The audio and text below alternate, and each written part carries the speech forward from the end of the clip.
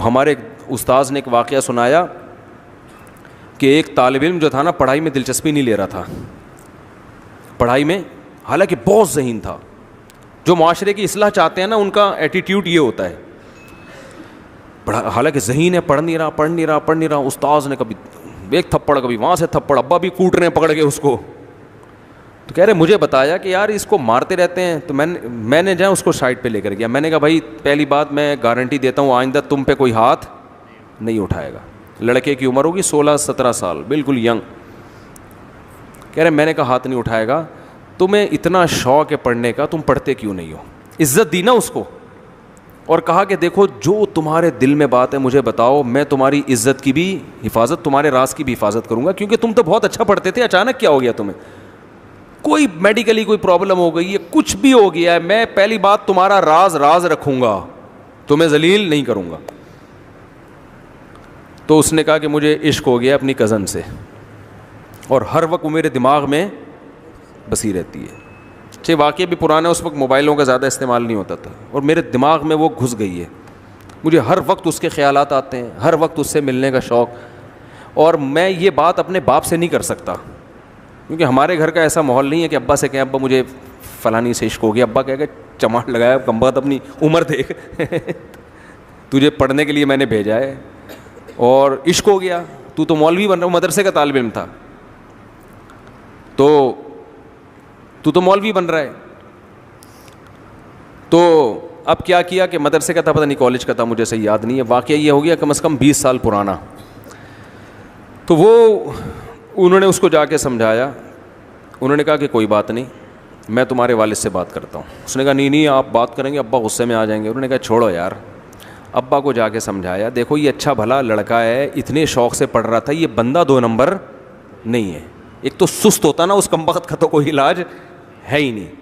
سست کو تو تھپڑ ماریں گے نا تو وہ اور پڑ جائے گا کہ اب تو میرے زخم ہو, میرے تو تکلیف درد ہو رہا ہے, ٹھیک ہے, میں تو اب اٹھ ہی نہیں سکتا. تو اب یہ کہ غلط ہو گیا لیکن عشق ہو گیا ہے, تو آپ اپنے خرچے پہ اس کی شادی کرا دیں وہاں پہ. اگرچہ یہ جاب نہیں کر رہا, لیکن آپ کا بچہ دوبارہ سے پڑھائی میں دلچسپی لے گا, کوئی بڑا ڈاکٹر بن جائے گا, بڑا انجینئر بن جائے گا, کیونکہ سب استاذ اس کی گواہی دے رہے ہیں کہ یہ پڑھنے میں بہت ایکسٹرا آرڈینری ذہین ہے, یہ محنتی بھی اور ذہین بھی.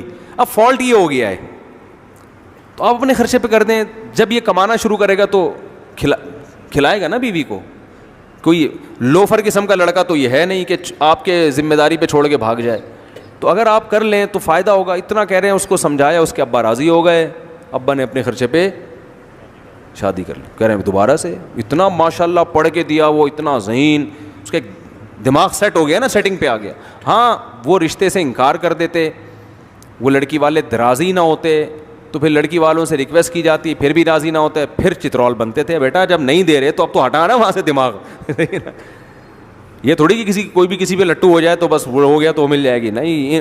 ام للانسان ما تمنا, اللہ قرآن میں فرماتے ہیں انسان کو ہر محبوب چیز نہیں ملتی, کچھ مل جائیں گی, کچھ میں صبر کرنا پڑے گا. تو ورنہ تو ساری دنیا کی سیٹنگیں اگر کامیاب ہو رہی ہوتی تو یہ ڈیٹنگ پوائنٹ اور چھپ چھپ کے ملاقاتیں کیوں ہوتی؟ جہاں پسند آئی پیغام بھیجا, ابا نے کہا لیا. ایسا نہیں ہوتا. ابا درمیان میں کباب میں ہڈی, اماں کباب میں ہڈی, پھر آپ کے ابا راضی ہو گئے تو پھر ان کے ابا ہڈی, ان کی اماں ہڈی, اتنے سارے ہڈے درمیان میں ہول سیل کے حساب سے پڑے ہوئے ہیں, اور اتنے کانٹے ان کو عبور کر کے کبھی مل جائے گا کبھی نہیں. تو جب نہیں ملا تو پھر وہی ہمارا فلسفہ, کہیں اور ٹرائی کرو بھائی, ٹھیک ہے نا. یہ نہیں کہ اس کے یہ جو کہتے ہیں نا میں تمہارے انتظار میں 20 سال بیٹھا رہوں گا, یہ پاگل آدمی ہے, بے وقوف آدمی ہے, یہ پاگل ہے, یہ کچھ بھی نہیں کر سکتا دنیا میں, ٹھیک ہے نا. 20 سال میں تو تمہارے بچے 20 سال کے ہو جائیں گے. اللہ کے بندے چھوڑ دے, ہٹا اس کو دماغ سے, نکال کہیں اور کر. اب جو دل میں جو جلن ہو رہی ہے وہ جلن خود بخود ختم ہو جائے گی جب اس سے تعلق چھوڑ دو گے. کوئی بھی خبر میں لے کے محبتوں کو نہیں جاتا.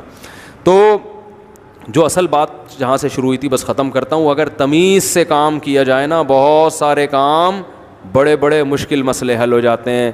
اور اگر یہی ہفڑ دفڑ اور تمیز نہیں ہے, ادب نہیں ہے, تو میرے بھائی بنے ہوئے مسئلے بھی کیا ہو جاتے ہیں.